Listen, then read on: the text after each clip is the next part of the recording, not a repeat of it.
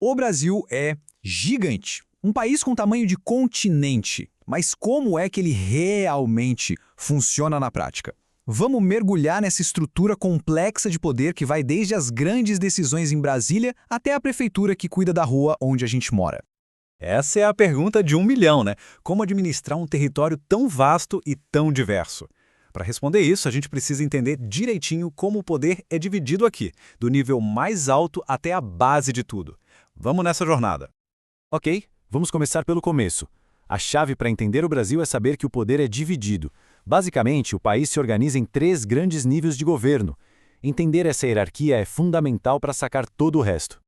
Pensa assim, como se fosse uma empresa enorme. A União seria a matriz, o escritório central.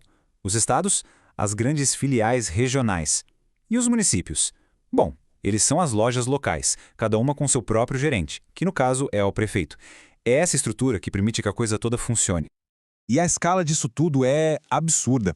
Mais de 5.500 municípios. Isso significa mais de 5.570 prefeitos, mais de 5.570 câmaras de vereadores, tomando decisões que impactam diretamente o nosso dia a dia. É aqui, na ponta, que a administração pública realmente acontece. E só para alinhar os fatos básicos, o nome oficial do país é República Federativa do Brasil, com a capital federal lá em Brasília. A gente tem 26 estados, mais o Distrito Federal. E essa palavra federativa é super importante. Ela quer dizer que os estados têm certa autonomia, com seus próprios governos e leis, mas todos estão unidos sobre um poder central. Agora, para facilitar o planejamento, os estudos e até a nossa compreensão, o IBGE divide o Brasil em 5 grandes regiões. Importante dizer, essa não é uma divisão política, tá? É mais um jeito de agrupar os estados por características parecidas, seja na cultura, na economia ou na geografia. E olha só que interessante, cada uma dessas 5 regiões tem seus próprios centros de influência.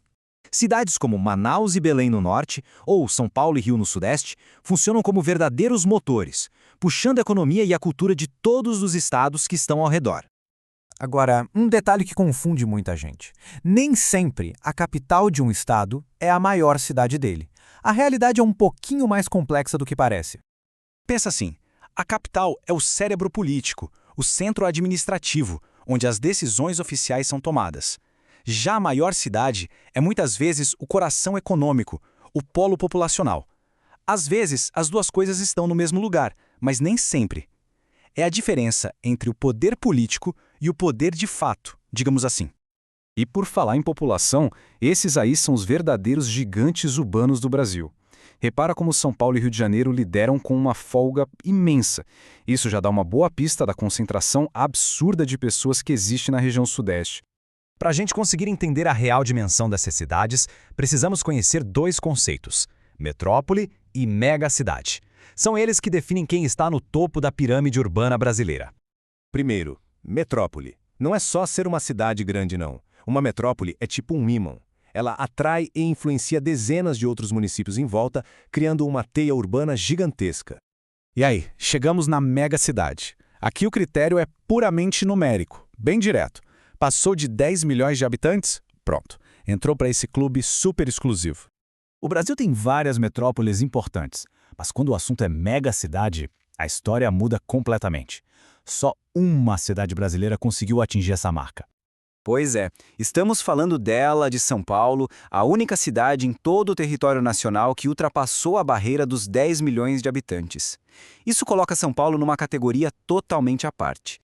E os números são de cair o queixo. Só no município são mais de 12 milhões de pessoas. Se a gente pegar a região metropolitana inteira, esse número pula para mais de 20 milhões. São Paulo não é só uma cidade, é praticamente um país dentro do Brasil. Certo. Agora vamos juntar todas as peças desse quebra-cabeça. A gente já viu a estrutura política, a hierarquia das cidades. Mas como é que essas duas coisas se conectam e moldam a realidade do país no dia a dia? Essa ideia aqui é fundamental.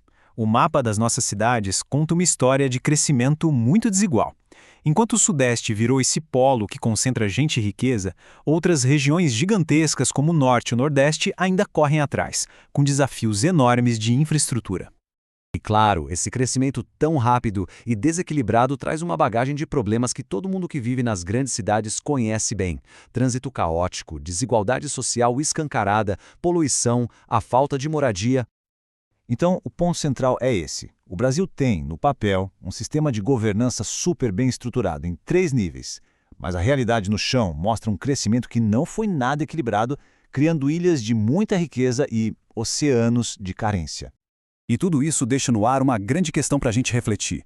Conhecendo essa estrutura toda, o maior desafio para o futuro do Brasil é como usar essa organização política para, de fato, criar um desenvolvimento mais justo, mais equilibrado, que chegue de verdade em cada canto deste país continental.